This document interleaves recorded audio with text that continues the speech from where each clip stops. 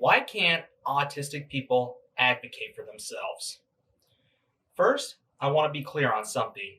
I am not saying that all autistic people are the same. Everybody is different.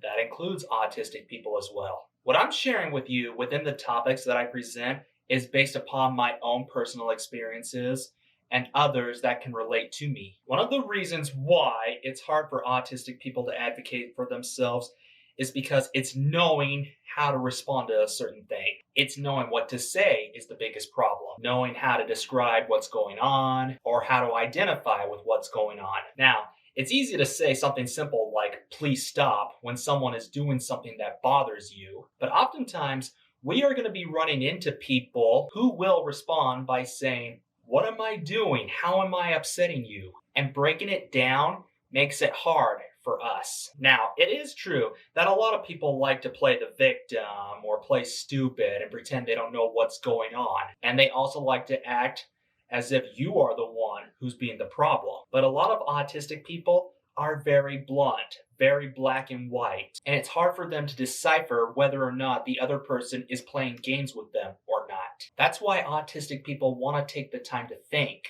about how they can describe to the other person on how they are hurting them. But they are under so much pressure that it becomes hard for them to think of what to say. When it comes to autistic people advocating for themselves verbally, it's very similar to how a less fluent English speaking person is advocating for themselves around English fluent people. Now, I of course speak English fluently, but there are so many sentences and phrases that I have not yet heard of. And because of my delayed processing skills, it's sometimes hard for me to generate responses. This is how I like to describe how processing works for autistic people. Let's say that you had a giant cake and you fed a giant cake of the same size to a Labrador and to a Chihuahua. Who's going to finish that giant cake first?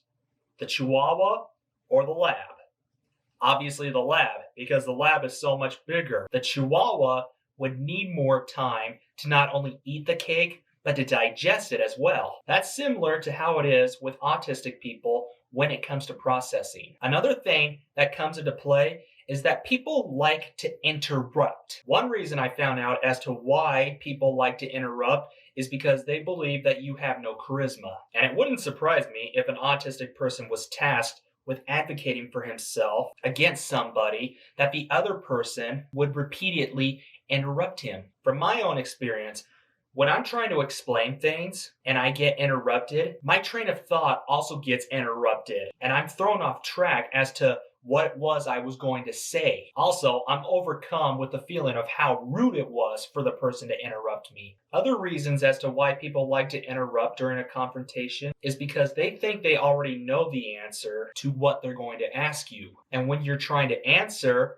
you're telling them exactly the opposite of what they want to hear. So they're going to interrupt you and argue with what they believe is to be true. In my last video, I talked about why it is difficult for some people to make decisions. And sometimes it's because they already have an answer, but they feel more confident and more validated if somebody else were to agree with their opinion. But if someone did not agree with their opinion, they would argue with that person until they agreed with them. That's the same case for when you're in a confrontation with someone.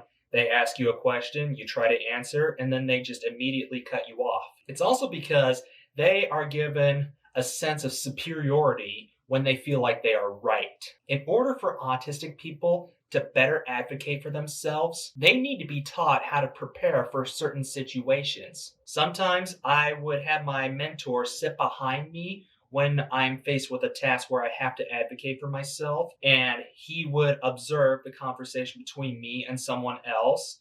He would jump in if he noticed that I was struggling and couldn't think of anything to say, or he would also give me feedback as to what I could have said or done differently. Autistic people also need to be taught certain responses to say to certain things, like a response handbook or a response manual. Thank you all so much for taking the time to watch this video.